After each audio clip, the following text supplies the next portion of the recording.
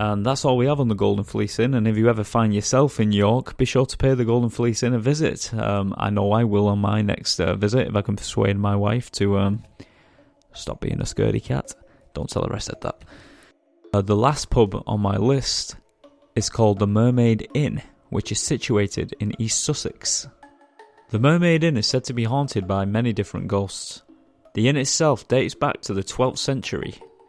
I actually remember seeing this particular inn on a television show, Great British Ghost Stories, presented by Michaela Stratton, a few years back now.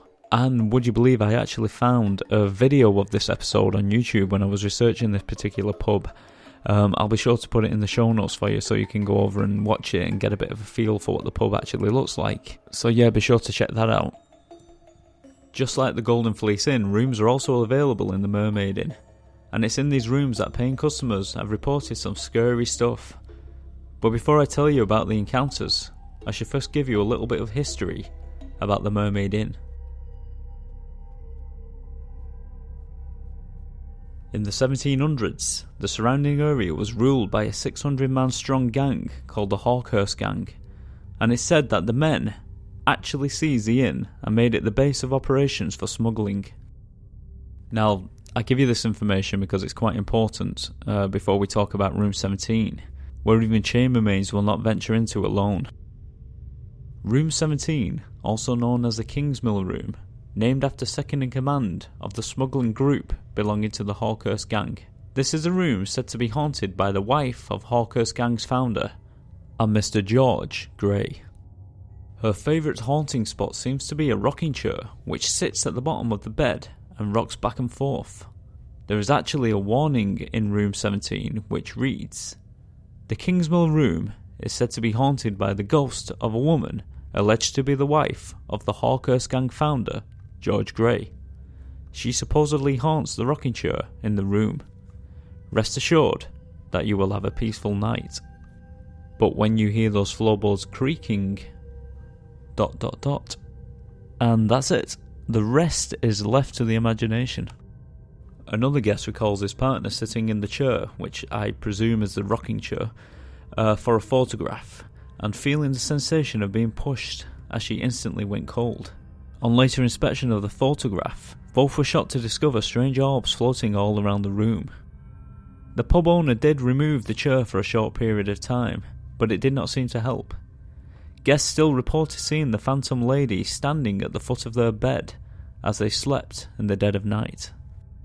Another guest complained about being woken up at 3:30 AM, the witching hour I might add, by someone or something rattling the door violently.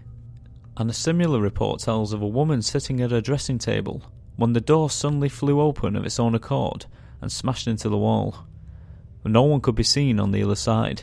Another guest apparently awoke at 2:15 in Room 16 to witness two ghostly male apparitions dressed in 16th century clothing having a brutal sword fight right there in the room, and the swords could be heard clashing metal against metal.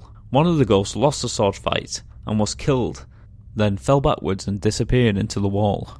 But I have heard another version of this story, where guests have witnessed the ghost who won dragged the body towards the wall, and threw the dead corpse down the set of stairs that can be seen on the other side of the wall.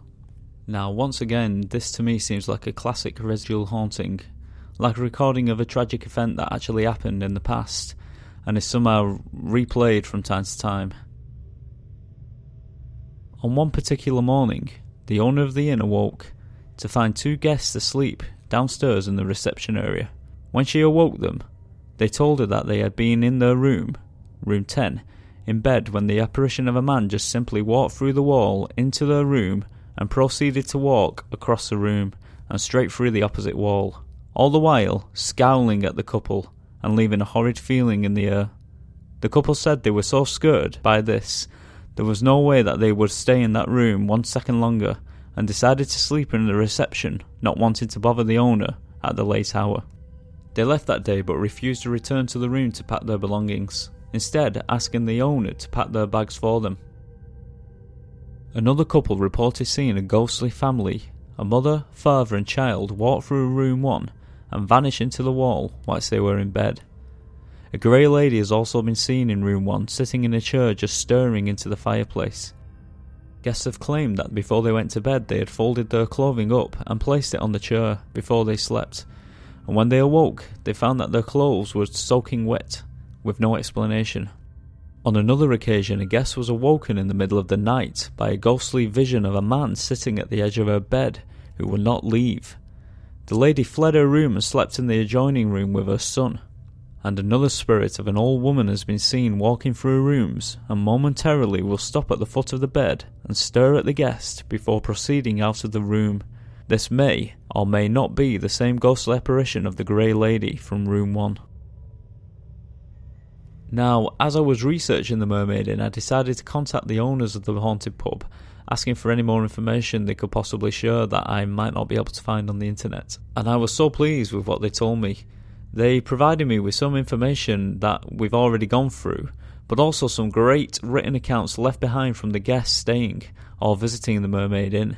So to finish the episode, I'm going to read to you some of the chilling reports that the guests have left after their time spent in this very haunted pub. The first one is from actress Kiki Kendricks and her husband Robin. In December 1993 we had booked 4 nights in the Elizabethan Bedchamber. It was our first ever visit to Rye. We knew nothing about the mermaid's ghosts, or that it had even been haunted. On our first night, after a couple of drinks in the bar, we retired to our room at about midnight. Around 4 a.m, suddenly, and for no reason, we both sat upright in bed. There was an eerie presence. The warm, toasty room had suddenly turned strangely cold, and we could hear a fight going on in the corner of the room, by the fireplace. There were huffs and puffs and sounds of clashing knives. We could see shapes moving as if looking through opaque glass. They fought violently. It was very scary. The next evening, we told the barman, and he produced an old newspaper article about ghosts in the Elizabethan Bedchamber that had been written by 2 journalists who had stayed there 6 months earlier. It read word for word as we had seen it. The second night, the same thing happened, but only I saw it. In the intervening years, we have stayed in the same room, but I've never seen such happenings again. And the next one was taken in December 2000. On the evening before our wedding, in the corridor from the bar to reception, my brother-in-law was walking towards me. I did not realise it was him until he spoke my name. His normally round and full face was like a skull, cheekbones and eyes sunken, etc. At our wedding the next day, he looked his usual self. 3 months later, he suddenly died of liver failure. Before he died, he lost so much weight, he looked the same as the figure I had seen walking towards me in the corridor 3 months earlier. And the next one evening, about 20 years ago, we were dining with friends in the restaurant, seated at the table in the corner by the window. John, my friend, had his back to the window. My wife suddenly said to him, "John, stretch out your hand into the corner of the room." She placed his hand into the mist and said it was just like putting his hand into a freezer. A moment later, the mist had disappeared and the area felt warm again. And the next one reads, my wife and I were staying in the Elizabethan Bedchamber during 1996-1997. One evening, around 6 p.m, my wife was sitting at the dressing table when suddenly the door to the room flew open by itself. No one was there when we went to investigate, but there was a chill hanging in the doorway. The next one, on New Year's Day 1998, my wife and I were waiting to pay our room bill in reception with 2 other couples. Suddenly, with a startled glance, the receptionist looked up, focusing on a point just behind us. Then we felt something brush past us, but there was nothing there. The other 2 couples also felt it.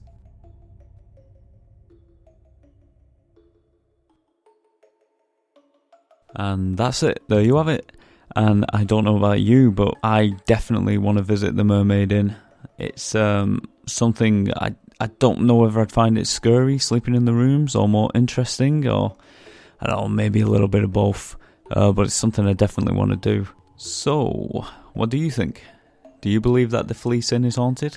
Do you believe that the Golden Fleece Inn is haunted? Do you believe that the Mermaid Inn is haunted?